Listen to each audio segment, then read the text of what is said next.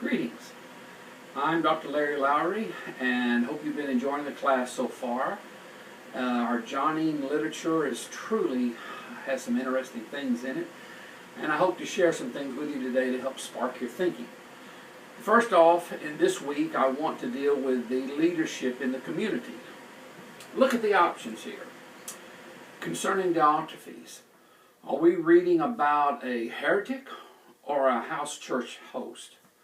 A powerful bishop or a humble servant, a false teacher or a misunderstood leader, the Orthodox ruler versus the excommunicated John. What are these things that are presented to you? These are several ideas, and unfortunately we still see some of these things existing, these conflicts, these tensions and so forth.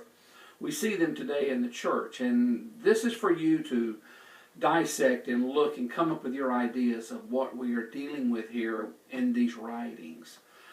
Another important thing I wanted to share with you today is concerning the teaching of Gnosticism. Reminds me of a funny story. When I was in undergraduate school at Lee, a student asked the instructor, Dr. George, one time, he said, "Can you tell me about these Gnostics?" And Dr. George replied, "I don't know much about them."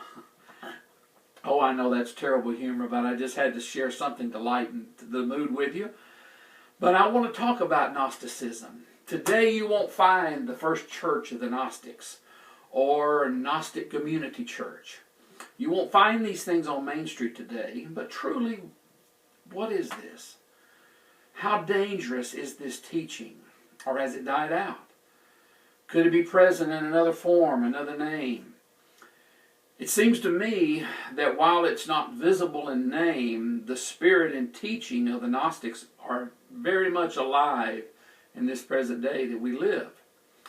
I find that Gnosticism in the historical sense and in present day reality has become an excuse for people, both inside and outside of the church, to tolerate and commit sin.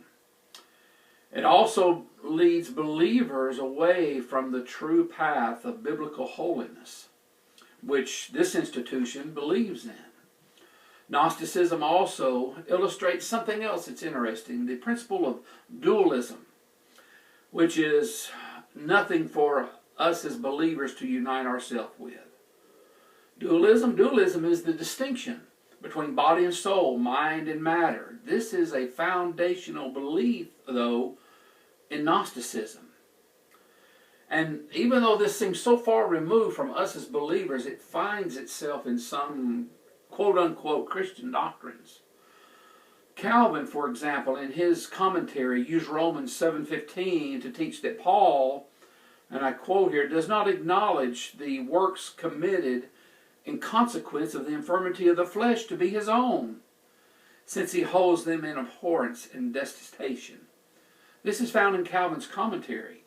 Yet we of the Wesleyan persuasion and our teaching of entire sanctification, we find that Christ has provided total redemption for us as believers, as illustrated in 1 Thessalonians chapter 5, verse 23, where Paul writes, "And the very God of peace sanctify you wholly, completely. And I pray God your whole spirit and soul," and hear this, "and body be preserved blameless unto the coming of our Lord Jesus Christ."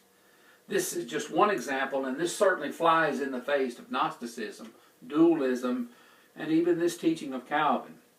I want to encourage you to dig into this and see what you find. And also in closing, I'd like to emphasize one very important thing that I have found. I've been in ministry as a pastor almost 30 years, and in ministry around 38 years. Let me emphasize something very important to you. I believe firmly that Christians should be theologically sound. Nothing will establish your people and yourself like sound doctrine. Yet, in your educational process during this class, and hopefully throughout your entire pursuit of a degree, you will find not just theological knowledge, but you'll find practical application. How do you take this knowledge you've learned about the leadership in the church, the Gnostics, and everything else you're going to be learning, And how do you apply that in a hurting, needy, destitute, confused world that is in need of the liberating truth that comes through Jesus Christ? Let me tell you, they need you. They need what you know. And most of all, they need who you know, Jesus Christ. Enjoy the class. Contact me anytime that you have a question. I'm here to help you. God bless.